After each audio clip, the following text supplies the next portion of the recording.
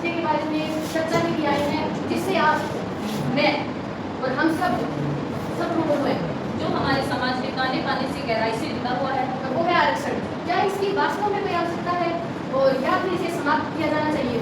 तो इसी के ऊपर आज की बहस आधारित है। तो सबसे पहले मैं आपको ये बताना चाहती हूँ कि अगर आपको किसी चीज़ के बारे में ये निष्कर्ष निकालना है कि भाई वो सही है कि भाई वो गलत है, तो उससे पहले आपको उस चीज़ का पता होना चाहिए कि वो है क्या। तो जैसे कि और उसी तरह मैं बात कर रही हूँ कि आरक्षण, सबसे पहले हम ये जानते हैं कि आरक्षण है क्या और उसके उद्देश्य क्या है। आरक्षण हमारे भारतीय संविधान में उपयुक्त एक महत्वपूर्ण प्रावधान है, जो कि आर्टिकल 16(6) के अंतर्गत आता है, और जो आर्टिकल 15(5) और 15(4) है उसके अंतर्गत सामाजिक रूप से और शैक्षणिक रूप से जो पिछड़े हुए वर्ग हैं उनके लिए शिक्षण संस्थाओं में भी आरक्षण के प्रावधान है। और इसका मेन उद्देश्य केवल इतना ही है कि जो सामाजिक रूप से पिछड़े हुए व्यक्ति हैं या फिर जो भी वो पूरा वर्ग है, उनको हम शासन और प्रशासन में समानता और उचित प्रतिनिधित्व दिला सकें। मेरे साथी ने अभी संविधान में बहुत बड़ी हुमायत है, तो मैं इनसे पूछना चाहती हूँ, क्या संविधान आर्टिकल 14 के तहत हमारे आर्टिकल 14 के तहत समानता का अधिकार नहीं देता? और संविधान में ये साफ लिखा है, जाति, धर्म, वंश, मूल्य के आधार पर कोई भी भेदभाव नहीं होगा। तो फिर आप जाति देकर एक को मौका देना और दूसरे को योग्य होने पर भी बाहर कर देना, क्या ये जाति है? क्या ये संविधान के मूल्य आधार पर उल्लंघन नहीं है? क्या आप संविधान के मूल्य ढांचे के साथ खिलवाड़ नहीं कर रहे हैं? जैसा कि मेरे विपक्ष के साथी ने अभी संविधान के अंदर जो हमारा आर्टिकल 14 है उसका हवाला तो उन्होंने दे दिया, लेकिन मेरे को उनकी बातें सुन के ये लग रहा है कि उन्होंने उसकी परिभाषा को पूरा नहीं पढ़ा। हमारे देश का जो सर्वोच्च न्यायालय है सुप्रीम कोर्ट, उसके अभी ऐतिहासिक फैसले सामने आए हैं, जिसमें से मैं आपको कोई दो बताती हूँ। एक तो पहला तो ये है कि केरल राज्य बनाम कल्याण योजना, और दूसरा है NM थॉमस 1975, और एक तीसरा और भी वो भी ले लो कि इंद्र साहिनी 1992 मामला।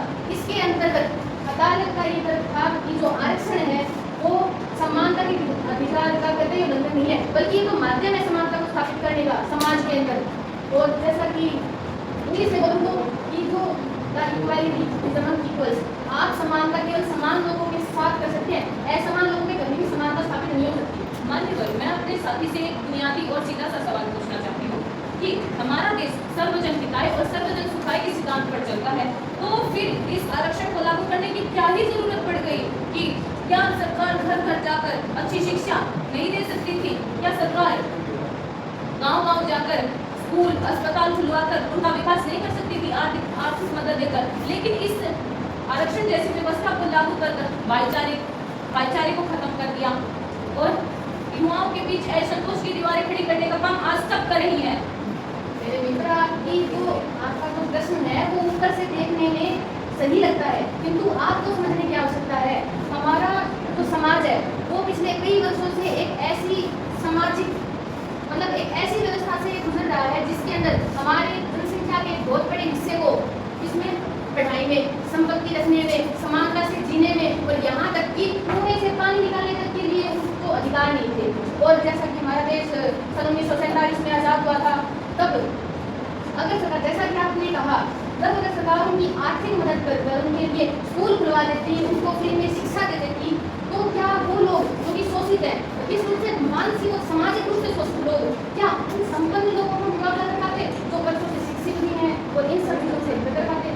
अरे मैं कहती हूँ ना, बिल्कुल नहीं कर पाते। और वो कैसे? चलो आपको मैं ये उदाहरण के माध्यम से समझाती हूँ कैसे नहीं पाते। एक कहावत है, उसको आपने कई सालों से जमीनों से बांध रखा है और आप उसको कहो और ना ही उसमें प्रॉफिट आई है और ना उसमें कोई प्रैक्टिस कर रखी है, और एक दिन आप उसके पास जाओ, उसको कह दो कि ले भैया तेरी जंजीरें मैंने खोल दी, और उसको लेकर आपने सीधा ओलंपिक की रेस में से खड़ा कर दिया और कह दिया कि अब रेस कर, अब मुकाबला बराबरी का है और अब अपनी योग्यता दिखा। ये काम का न्याय है, ये न्याय है। और इसी चीज़ के लिए जो वो कमजोर धावक है, जो कि रनर है, उसको आप उसका हाथ पकड़कर और रेसिंग लाइन में उसकी स्टार्टिंग पोजीशन में उसको लाके खड़ा कर दो, तो उसी चीज़ के लिए आरक्षण की नीड। चलो आप ये बात तो माने, पर मेरा भी आपसे एक सवाल है कि जब देश इतना ही बेरोजगार था, तो फिर युवाओं की काबिलियत के ऊपर नौकरी देने के बजाय जाति देकर नौकरी देने का ये कहाँ का सामाजिक न्याय है? ये सवाल मैं आपसे करती हूँ। अपने जो जनरल कैटेगरी के युवाओं के बारे में आपने उनके हक की बात आपने सुंदर बात कही आपने, लेकिन उससे और मैं आपके सवाल का जवाब दूंगी जरूर।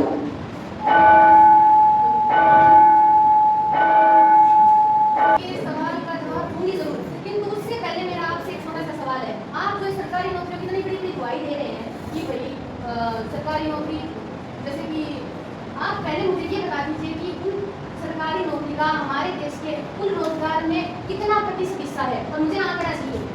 ये प्रतिशत होगा 10 या 20%, लेकिन सवाल प्रतिशत का नहीं है, सवाल युवा की योग्यता का है।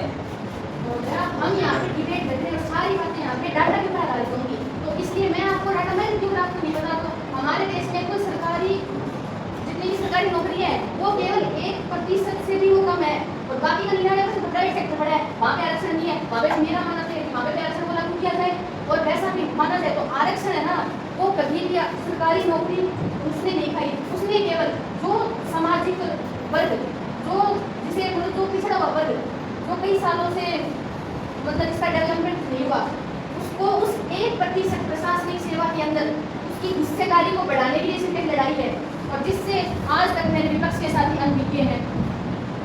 चलो आपकी ये बात मैंने मानी और मैंने आपकी बात बहुत ध्यान से सुनी है, किंतु आपने ये भी कहा है कि सामाजिक न्याय पे आपने बहुत बड़ी बड़ी दुहाइयाँ दी है, पर हमें कागजी आदर्शों से निकलकर जमीनी हकीकत पर आ जाना चाहिए। और मेरा आपसे एक और सवाल है कि क्या ये सामाजिक न्याय है जहाँ पर अमीर को और ज़्यादा अमीर होता जा रहा है और गरीब और भी गरीबी के अंदर डूबता जा रहा है, क्या यही सामाजिक न्याय है? पहली बात तो ये जो आरक्षण है वो कोई गरीबी हटाओ आंदोलन तो है नहीं, और जो आरक्षित वर्ग का आदमी मान लिया कि भाई वो अमीर हो गया, ठीक है, तो उसकी जो सामाजिक प्रतिष्ठा है, तो क्या उसकी जो सामाजिक प्रतिष्ठा है नहीं है, मतलब उसका सम्मान है, उसका समाज में सत्तर है, तो उसका जातिगत भेदभाव है, क्या वहाँ से खत्म हो जाएगा? नहीं होगा। और उसी चीज के लिए तो आरक्षण वही तो चीज है कि उस समाज के लोगों की आवाज हम शासन और प्रशासन में सुनिश्चित कराएं। और इसको आप उदाहरण से ले तो यदि किसी मानने की किसी अस्पताल में यदि डॉक्टरों की कमी होगी तो क्या अस्पताल बंद करवाओगे? क्या उसकी जगह नए डॉक्टर आने चाहिए? और मैं अंत में तो मैं इतना ही कहना चाहूँगी कि जो हमारा जो आरक्षण है वो हमारे बीमार समाज के लिए एक दवा की तरह है, और दवा मरीज को ठीक करती है। यदि उसी दवा का देने का तरीका अगर गलत हो ना तो उसके साइड इफेक्ट्स भी होते हैं। तो केवल जो आरक्षण है उसको समाप्त करना ही एकमात्र उपाय नहीं है, हमें उस पर समय समय पर उसके अंदर सुधार करने हैं, उसके अंदर उसको और ज़्यादा पारदर्शी बनाना है, उसको और ज़्यादा बेहतर बनाना है। और बस मेरा यही मानना है, इसी के साथ मैं मेरी बात को विराम देना चाहती हूँ। धन्यवाद। आज की इस बहस के साथ हमने ये सीखा है कि चाहे विपक्ष हो चाहे पक्ष हो चाहे विपक्ष हो, दोनों का एक ही उद्देश्य है कि समानता लाना, समाज में समानता लाना और भारत को एक समृद्ध भारत बनाना, यह हमारा उद्देश्य है। एक पक्ष और जब पक्ष की समानता की भावना और विपक्ष की पारदर्शिता जिस दिन एक हो जाएगी तो उस दिन वाकई में हमारा देश सही मायनों में ना सबका साथ सबका विकास होगा। और इसी के साथ मेरे विपक्ष के साथ हम इस सभा को विराम देते हैं। धन्यवाद।